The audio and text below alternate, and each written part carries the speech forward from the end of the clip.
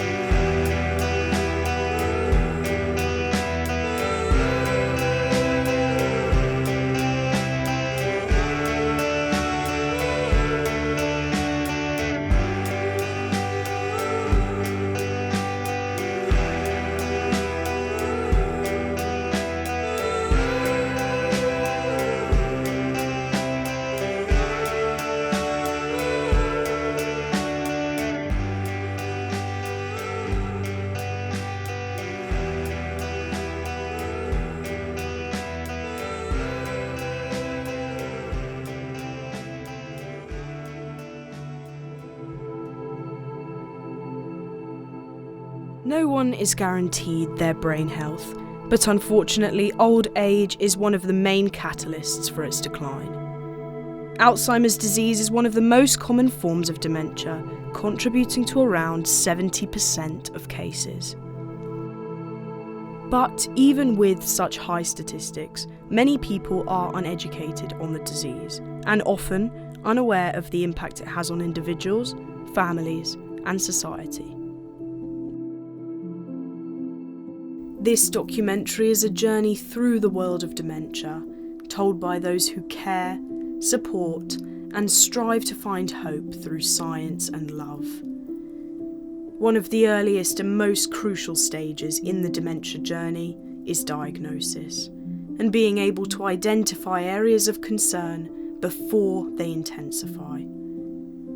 I visited Mark in Southampton, who not only help and advise with these beginning stages, but also carry out incredible research trials that aim to treat and ultimately eradicate dementia. So Mark, which is Memory Assessment and Research Centre, is part of the NHS, and the vision is definitely to give anyone the opportunity to participate in research.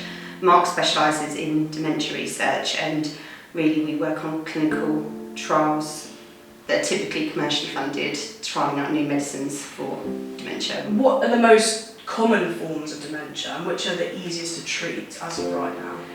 So Alzheimer's disease is the most common form of dementia, and that is where most of the clinical trials are focusing their treatment. So it's either people with Alzheimer's disease or people with mild cognitive impairment that's due to Alzheimer's disease.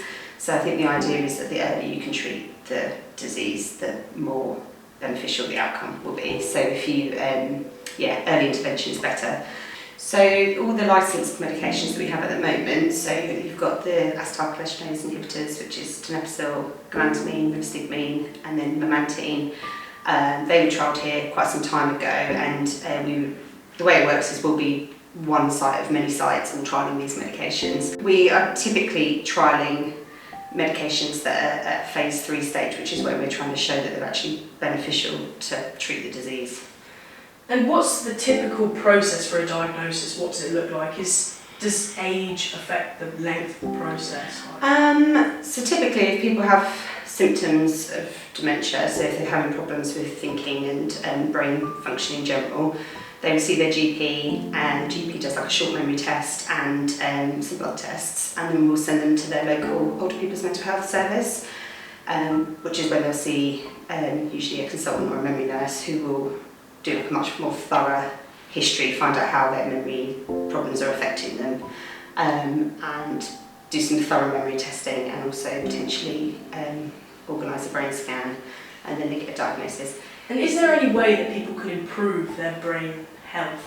So I think, we always tell people, because people always ask us, like, what can I do to stop this getting worse? And I think that just, connecting with people, or they definitely find that people who are lonely and don't see anyone and not interacting with people, that can have an effect. And then, just you don't want to stress yourself out with doing loads of brain training or anything like that, but just trying to keep active with your brain and try and keep physically active is probably what we know at the moment.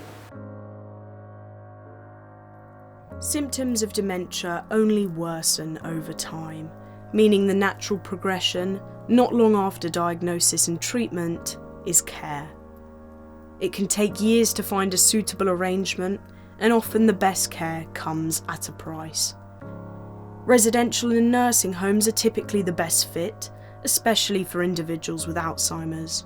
As the disease progresses, they require meticulous care, which can't always be fulfilled at home. To find out more about the care profession and what is offered, I spoke to Natalie, who works at a luxury care home in Berkshire with a dedicated dementia team, who, like many others, are an integral part of dealing with this condition. So we try to do a story of the individual to build their life up, get to know what they did as a career, were they married, did they have, what kind of friends, what did they like to do, even simple things like what kind of flowers they like, because you can bring smells into situations that can ease anguish. I always imagine someone living with dementia must be incredibly scared. To have all your senses and emotions, feelings just all over the place and not being able to understand what is going on to you or going on with you. I think sometimes you kind of got to look at it as if you at your age, that's where you think you are, but in 50 years' time, wake up in a place where you don't recognise the room, you don't recognise the people. That would be incredibly scary if you thought, oh, hold on a minute, I've got Dad in the room next door. Dementia is, even though it's so well studied, there's so little known about it. So if you think about like how your brain works and how my brain works, if you were in a stressful situation, you're going to react differently from me. I might have a complete meltdown, flap, not be able to cope at all, whereas you'll stand up and you'll be able to manage that. So everybody's brain works differently. So when that brain is suffering with dementia, again, their symptoms are going to be different. So I think it is playing things day by day. You have to wake up, we have to know how our resident is or the person you're dealing with dementia is that day. They may be having a really bad day and there is no activity that's worth putting them through, exaggerating any symptoms. There's definitely a stereotype with dementia. So I think a lot of people will look at dementia and think, oh, it's just forgetful, and not look at all the added bits to it. It's like, oh, I've just lost my keys. Which is harmful because I think you then miss a lot of other stuff that can be looked at. If you're solely focusing on a symptom of dementia being memory loss, then you're going to miss out on other symptoms, which could be change in mood swings, lack of motivation and things like that. So you have to take away the stereotype in order to be able to diagnose it properly and then care for it properly afterwards. What works for me today in helping somebody may not work tomorrow. So you've got to have some element of being able to change your style of care. You have to access the support. You need to ask questions. Family need to very much research it, know where they're at with it. Look at, and it's even things like looking into power of attorneys, making sure all of those things are in place for if the worst comes and the person with dementia is no longer able to make decisions well. A lot of it is education. But what about those that don't get paid for the work they do? Unpaid carers are individuals that provide help and support to a family member, partner, friend, or neighbour who, due to various reasons, whether that be illness, disability, addiction, or mental health, cannot cope without that support.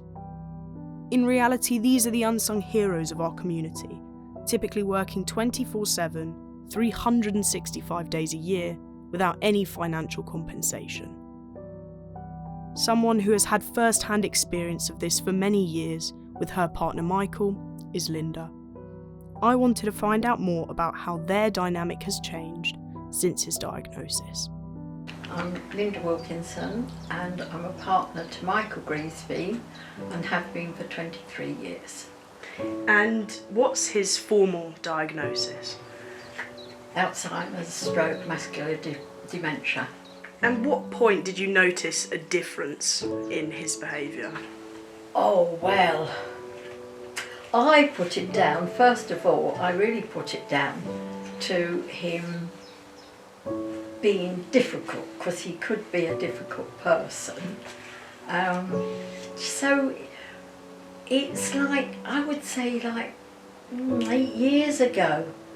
I mean, you suddenly notice all these things that have happened in the past, and where you put it down to something else, you think, no, this was the start of the dementia. But if you understand him, he has no people skills, he can't communicate with you, and so of course therefore he gets frustrated, and he doesn't know, you can't ask him to do things, whereas before you could say, put your shoes on, or I've got my shoes on, and they could be slippers. We still encourage him to empty the dishwasher, still encourage him to put the washing out, bring the washing in, but he doesn't respond to commands. Other people talk to him as if he was normal, you know.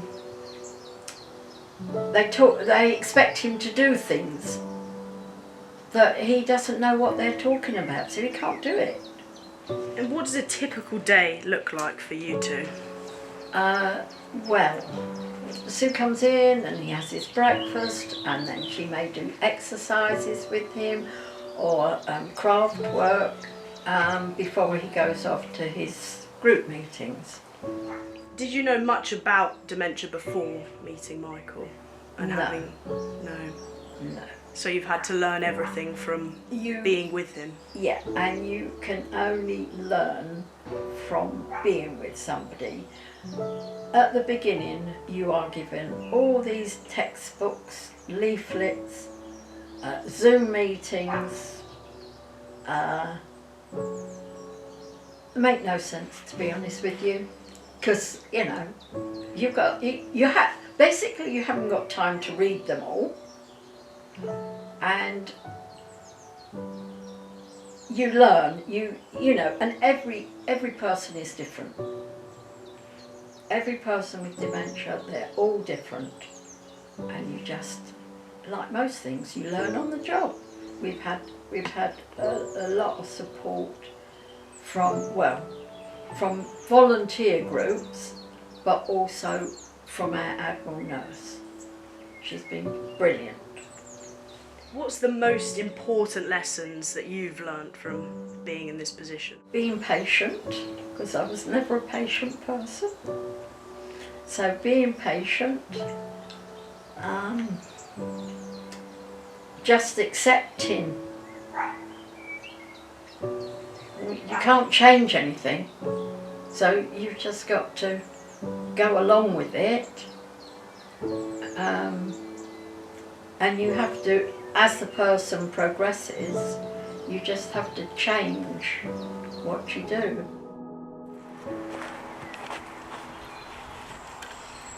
Having had the opportunity to meet some truly remarkable individuals, but only a handful of those within the world of dementia, has completely changed my outlook on the disease. Prior to making this documentary, I had very little knowledge about dementia as a whole, and anything that I had learned had been through first-hand experiences, which meant I viewed it very narrow-mindedly, something much bigger than us, something scary, and almost an end-of-life sentence. Unfortunately, I think many members of society share these beliefs, as we're usually only presented with the rapid decline of an individual and eventually their passing. But in reality, there's so much more to it than that. There are constant scientific breakthroughs and evolutions and research trials like the ones run at Mark, and there will always be people like Natalie and Linda who dedicate their lives to helping others, whether that's paid or unpaid. Obviously, that's just scratching the surface. There is so much more that goes on behind the scenes. But the big picture is that I think the future for dementia is actually quite bright. And while it's a disease that takes more than it gives, and it's terribly scary, it presents people with opportunities and ways to connect outside of the norm. And I think it can better you as a person to learn the fundamentals as to why this is happening and being able to work with it rather than against it. I think that brings comfort, and that's where I'm at. And I hoped that this would bring a level of hope to anyone watching as well. Because while they may not remember us, we will always remember them.